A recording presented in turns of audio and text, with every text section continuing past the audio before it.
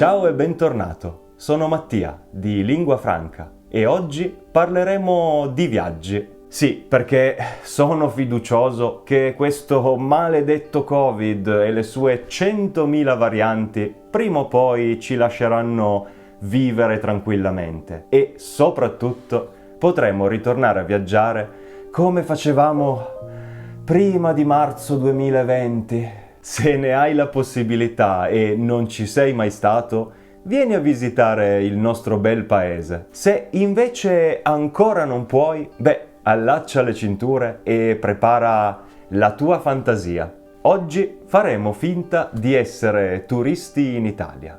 Abbiamo prenotato l'aereo, l'hotel, i ristoranti e siamo pronti a partire, ma vediamo prima quali sono le espressioni più utili per chi viaggia in Italia. Decollare e atterrare. Per prima cosa è necessario arrivare in Italia.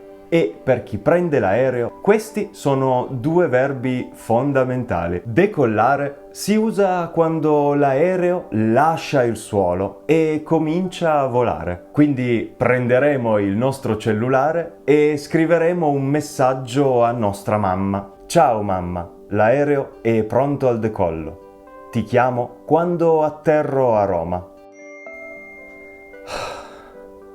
Ecco, nella frase sopra c'è anche l'altro verbo complementare a decollare, cioè atterrare. Come dice il verbo stesso, atterrare si usa quando l'aereo tocca terra, cioè arriva all'aeroporto di destinazione. Spesso lo steward dice: Cabin crew pronta per l'atterraggio. Si pregano i gentili passeggeri di non alzarsi fino a quando il velivolo non sarà completamente atterrato. Bene, una volta arrivato all'aeroporto di Roma e recuperati i bagagli, bisogna raggiungere l'hotel. Avrai bisogno quindi di chiedere informazioni. Vediamo come chiedere informazioni in maniera chiara ed educata. Mi scusi, dov'è la fermata dell'autobus?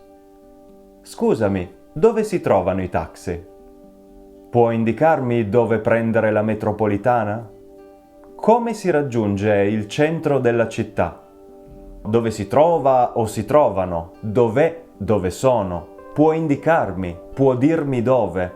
Come si arriva? Come si raggiunge? Queste sono tutte espressioni che possono tornarti molto utili, soprattutto se chiedi a una persona che non parla l'inglese. Sono semplici e chiare, non puoi sbagliare. Ottimo! E ora che sei arrivato a Roma, che fai? Sicuramente durante il viaggio ti sarà venuta fame, quindi avrai bisogno di prenotare un tavolo al ristorante. Vediamo come.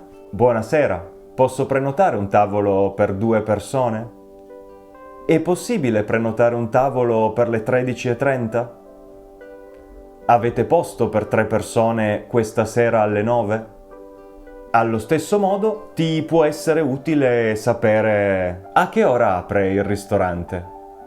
Quando chiude il ristorante? Oggi siete aperti? Il verbo prenotare si usa non solo quando si vuole prenotare un tavolo al ristorante, ma anche quando si vuole visitare un museo, una galleria d'arte, oppure andare a teatro o al cinema.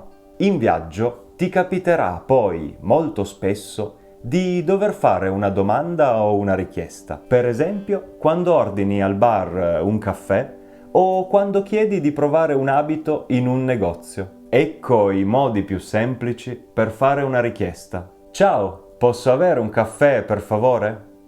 Mi fai un cappuccino per favore? Buongiorno, potrei provare quel vestito in vetrina? È possibile sapere il prezzo del vaso rosso?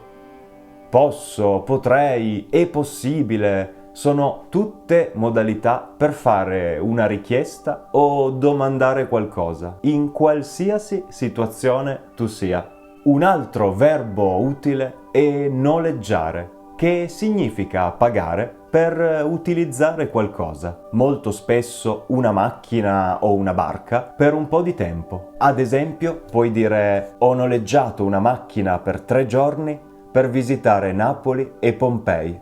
Quindi, Quando vedrai la scritta autonoleggio, parola composta da auto e noleggio, sai che ti troverai davanti ad un'attività che noleggia auto e spesso sono davvero indispensabili per visitare l'Italia.